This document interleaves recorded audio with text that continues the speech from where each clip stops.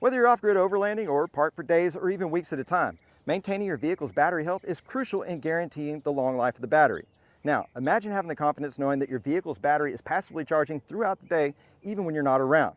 Well, with plug-and-play, flexible hood and vehicle-mounted solar panels like these from Lensun Solar, and just a period of time exposed to the sun, you can ensure that your vehicle's battery charge stays topped off, reducing or eliminating the chances of a dead battery, even after long periods of time without starting the engine, giving you peace of mind that you'll have reliable power most anytime, anywhere. And that's pretty awesome, especially if you have a vehicle that uses power while being parked. RVs, overland setups, fleet and commercial vehicles, and even law enforcement. So if you want to learn more about passive charging solutions for your vehicle's battery, stay tuned.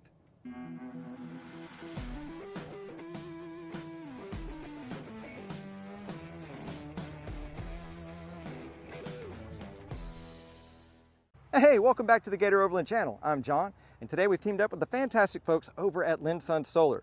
Founded in 2010, Lensun Solar is a trusted provider of high-quality solar panels. They design efficient, durable, and versatile products using the latest technology with a focus on sustainability and innovation. They also offer customizable panels tailored to suit the needs of your size, shape, wattage, and voltage. In today's video, I'll be doing a review and install of their 50-watt flexible hood-mounted solar panel specific to the Rubicon hood for the Jeep JL Wrangler JT Gladiator. Now, if you have a different model Jeep or different brand vehicle for that matter, just know that they have panel designs for over 30 different vehicle manufacturers and multiple models within each one of those manufacturers, and wattage outputs all the way up to 170 watts. So it's a very good chance that they will have a panel to suit your vehicle's needs, and everything that I'm going to explain today, as well as the install process, will still be relevant. For your viewing convenience today, this video is timestamped, allowing you to go to any point in this video without having to scroll through. Don't forget to check the description below, as I'll have a specialized Gator Overland link to the Lensun Solar website, as well as a promo code for 10% off. You use the link and it helps out the channel. You use the promo code JUSTGO and you'll save yourself 10% off. It's a win-win. You'll also find Amazon affiliate links for the products used today, as well as contact information should you need to get a hold of me. Let's get started. All right, review time. Now I want to preface, when it comes to doing reviews, I do have a bit of a standard. Whether I purchased it outright or it's a provided item like this, just know that if I'm doing the review, it's something that I have and would consider putting on my vehicle. I don't want to waste anybody's time, and I always try to be as honest and unbiased when it comes to doing these things. So with that said, let's talk about reasons why you might consider hood-mounted solar panels for your vehicle's application. Well, if you have any type of discharge, consumption of power from your battery while your vehicle is off, then this will apply and be very helpful to the long life of your battery. So whether if you're charging vehicle, phones, drones, tablets, you're running your Chinese diesel heaters, or maybe even powering a fridge, all those either combined together separately over a period of time, obviously it will decrease the charge level of the battery to the point where you actually might not be able to restart, or actually effectively decrease the whole life of the battery altogether. Now, having a panel like this applied to your hood is going to be accessible to the sun all day long, providing a bit of a trickle charge all throughout the day. So to give you a real life scenario of how we actually use our, or will be using ours, I have a 12-volt fridge that we keep at the back of our vehicle. When it's operating, it doesn't operate all the time, just know that. When it's operating to come back down to the temperature that we have it set at, it runs at about 2 to 3 amps worth of consumption. Now, this is a 50-watt solar panel, so amps and watts, those are two different things, but they're all involved with the same. And the math conversion between amps to watts is amps times volts equals watts. So the fridge operates at 12 volts, 2 times 12 is 24 watts, and 3 times 12 is 36 watts. So the fridge operates between 24 and 36 watts. This is a 50-watt solar panel. So as you can see, that is more than enough energy coming in from the sun to not only keep the battery at a high or full state of charge, but also power the fridge whenever it's in an on state. Now, when the power of the fridge goes off, you have still all that 50 watts worth of power going into the smart controller here. The smart controller will recognize that the battery is at a full state of charge, and then it will just trickle it periodically while you have all your other things maybe plugged in. So as you can see, sun goes down, maybe have a few cycles of the fridge being on and off and decreasing the battery's charge level, and then in the morning, when you're not even thinking about it, probably still sleeping, it's actually coming up and it's actually recharging the battery and potentially running the fridge at the same time. And that cycle just becomes perpetual. Next, first impressions on construction and durability. Well, if the forecasting of how they package this is anything to do with how long it lasts, then I can expect this thing to hold up to pretty much anything. The packaging was incredible. Not that I rate anything on packaging, but you can guarantee that your product is going to show up the way it's intended to. Now, as far as the material, it's an ETFE polymer Teflon type material, and that's going to be resistant to snow, sun, even probably upwards of hail. I'm not worried about this thing being on the front. As you can see, super thin, and it's flimsy in a robust way, not a flexi breaky type way. So I'm pretty impressed with the construction and material, at least on the solar panel. So moving on to the actual wiring, you can feel that it's a high grade silicone coating, which means it's going to be high grade heat and UV resistant, all the way down to the junction box, which is IP67 rated to be submersible. And you have your male and female MC4 connectors. So I think that's super impressive. Great thing about that is that's a really universal application, and this doesn't have to just go to your battery. You can plug it into a power station or anything like that. Now, as far as the kits go, you can buy just the panel by itself. You can get a panel and controller, or you can do the full array where you have the panel, controller, and your paint protectant film. I think that's a great option to have in the kit for just being able to protect your paint, obviously, but if you ended up having to replace your panel, you don't have all that 3M gooey gunk sitting on top of your hood. It's actually sticking to this, and then, you know, just a nice little barrier. So overall, I think the construction and durability is top notch. Next, I'm going to talk about 6 key benefits for installing one of these on your vehicle. Number 1 is keeping your battery topped off. If you keep it in a constant state of charge, then you can expect to have one less thing to worry about, whether you're on the trail, on the road, or even parking at airports for 2 weeks while you're on vacation. 2, the material it's made out of is going to reduce hood glare. If you do any long periods of time of driving, at some point in time during the day, that sun goes and reflects off your hood. This is going to absorb that light, reducing fatigue on your eyes and giving you a longer period of time of driving without fatigue. 3, it extends battery life. Now this kind of bumps off of number 1, but because it's staying at a constant level of charge, basically anywhere between 85 and 100%, more specific to the lead acid batteries like your starting batteries, but between 85 and 100% charge is where they like to stay healthy. If you start going below that, if you have a constant discharge all the time from a fridge or things like that, you can actually start getting into a bad cell state, and it actually affect the long-term life of the battery, and you don't want that. 4 is space-saving convenience. You can put these pretty much anywhere. These are designed specifically for the hood, but the fact that they stick pretty much anywhere takes up real estate on otherwise unused space. You don't have to invest in any racks for the big conventional frame-style solar panels. 5 is the optional vinyl decal. Now, I touched on this a little while ago. I do think this is a great application to have for this particular install. Again, you can install this directly on the vehicle to any of the surfaces, but having that peace of mind knowing that your paint is going to be protected underneath, I think that is awesome. 6, and most importantly, is it's a plug and play application. You don't have to be technical with electrical or anything with vehicles. Basically, you just put the plugs where they need to go and it's all done. You have the MC4 connectors right here. You have your smart controller, which it also accounts for being cross polarity, so you can't reverse wire it by accident. And it blocks on overcharging. It does a few other things, including Bluetooth, which we'll touch on a little bit later. But as you can see, it's already got the terminals ready to go. It's about 5 foot of cord here, and it's really just dummy proof for the most part. So I think that's a really awesome application for anybody to install. Next, I want to cover 3 special features of the panels themselves. Special feature number 1 is going to be the high efficiency solar cells. They use grade A PERC or PERC monocrystalline cells. They have an efficiency rating of 23.5% at 25 degrees Celsius or 78 degrees Fahrenheit. Now what that means is basically of all the available light that could come through, 23% of that, 23.5% of that is going to convert into solar energy to recharge your batteries. Now by comparison of 2020, they were about 22% efficiency, so 23.5 is pretty much as good as it gets. Now, special feature number 2 we've already touched on is the ETFE Teflon polymer material.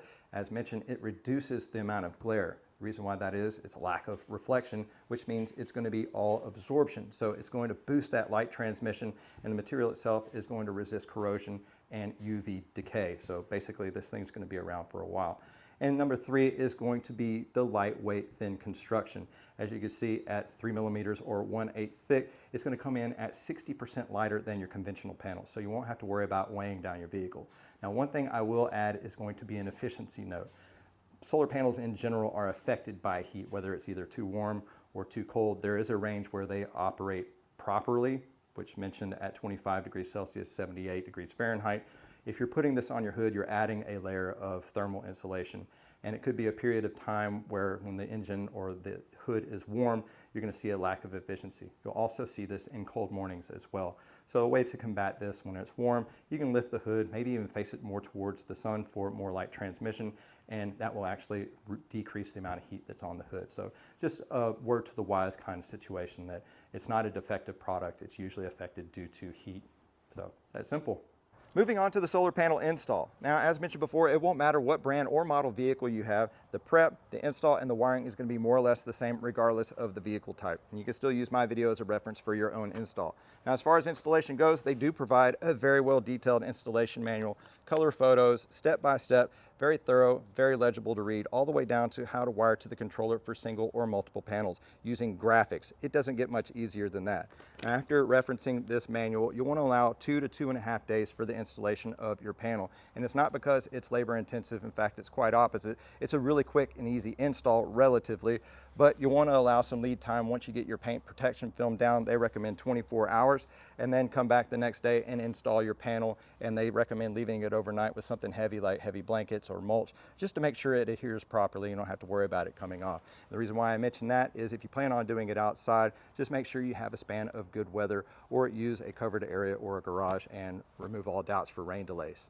Tools. Everything you see here is at least but not limited to what is required to make this installation possible. You might even have some tools of your own to make it go even easier. As you can see here, it's pretty simple stuff. I have our down power wash. That's going to work great for knocking down the grime on the hood. You don't want to use car wash products because it might contain wax. This isopropyl alcohol or mineral spirits is going to remove all doubt for any wax. I have referenced some spray bottles here so you can make your own solutions in that case. We have scissors, box blade, we have our fastener, tightener, sockets, wrench, screwdriver in case you need that. Shouldn't need any cutting, but I have some electrical tape here with our masking tape for putting down the paint protection film and lining out your solar panel. Obviously, we've got some paper towels to wipe anything up. In the kit, you're going to get some plastic keepers for the wiring, some zip ties, and your 3M adhesive tape for the back of the solar panel, and a squeegee for the paint protection film. That's it. Preparing your hood surface for the paint protection film. First, you'll want to lay the paint protection film flat into position on the hood and make sure everything fits properly. I actually ran into an issue with mine as the paint protection film that was provided was a little bit wider than the gap between the two rubber bumpers that are on the Jeep's hood. Your vehicle may not have these obstacles. It was actually an easy fix. All I did was press my thumb into the material. It made an outline of where it needed to be trimmed, and it actually worked in my favor because it goes right back into position and it kind of cupped around the rubber bumpers, making it really easy to put back on. From here, you want to go ahead and take your solar panel and put it on top of your film and get an idea of how much border spacing you want around. Mine worked out to where there was about a 1/2 inch border of paint protection film around the solar panel all the way around. From here, you want to clean the hood thoroughly with mild dish soap, not car wash soap as it contains wax. You follow that up with isopropyl alcohol, wiping everything down to make sure it's all free and clear. Next, you'll want to strip out about a dozen or so lengths of painter's tape, maybe 6 inches or so, and you'll affix the 4 corners to make sure the film doesn't move. With the other pieces, you'll take the long straight edge piece of the tape and line it up against the edge of your paint protection film, going all the way around from top to bottom to the sides, making somewhat of a border. That way, whenever you remove the film to take off the paper backing, you have something to reference when you put it back on. Next, you're going to spray soapy water on the hood surface. This is going to make kind of a movable layer. When you put the film down, it won't tack down immediately. After that, remove your paper sheeting from the back of the film and apply the film to the hood, lining up with your reference tape marks. You're going to take your squeegee tool and move all the air bubbles out, starting from the middle and working your way out. Once everything is laying down almost as if it looks like paint, you want to let it set for 24 hours. Now that we have our paint protection film down and we have about 24 hours to burn, now is a good time to prep your solar panel for installation tomorrow. But before we put any stickum on the back side, I want to go ahead and double check to make sure this panel is functioning properly. That way, in the slim chance that it is defective, we don't have to pull this thing back off. It's very simple to do. Get your hands on a multimeter or a power station like an EcoFlow. Then you refer to the back side. There should be a spec sticker on there. For this size panel, you're going to look for the VOC, or the voltage open circuit. And for this size panel, it's rated at 20.65 volts. What you do from there is go out into broad sunlight, not obstructed by any clouds or trees or anything like that, and take your multimeter, switch it to volts, put red to red, black to black, and it should be near that VOC number. Now for a power station, even easier. All you have to do is go directly MC4 connector to MC4 connector. You don't want to go through the controller. This one already has a controller inside of it, and it will display what the input from the solar panel is to the station. Now it's going to show watts. If you divide those watts by 12, it's going to give you what the amps ratings are. Now, as far as the installation of the 3M stickum tape on the back side, it's going to be probably the same for everyone. Double check your installation manual just to be sure. But this is the top of the panel up towards the windshield wipers, and this is the bottom of the panel down towards the grill. On the back side, you want to make sure that you get it free and clear of debris. Basically use your isopropyl alcohol, wipe it down, make sure that it's all clear. And for the tape installation, you're going to do 3 strips along the bottom side. That's the receiving air wind side of the grill. And then 2 strips up on each other side. And across the middle, you're going to do 3 strips evenly spaced across. That simple. Now that your paint protection film has set for the recommended 24 hours, it's time to install the solar panel to the hood of your vehicle. From here, you can use the same tactics you use for setting the paint protection film by making a painter's tape border all the way around the solar panel so you have some reference marks. From here, you can go down to the bottom of your solar panel or down towards the grill, and using long horizontal strips, you can make yourself a painter's tape hinge. This will allow you to lift the solar panel up, removing the red strips from the back of the 3M double-sided tape and allowing you to go straight back down, hopefully without moving any position. You can still use your reference tapes as a lineup. Once everything is down and flat, you can just press down firmly, working all the way around to make sure all that tack is sticking to the paint protection film. For curved hoods like this Jeep hood, you want to start from the bottom and work up towards the wipers. For flat hoods, you can pretty much place it from any angle you see fit.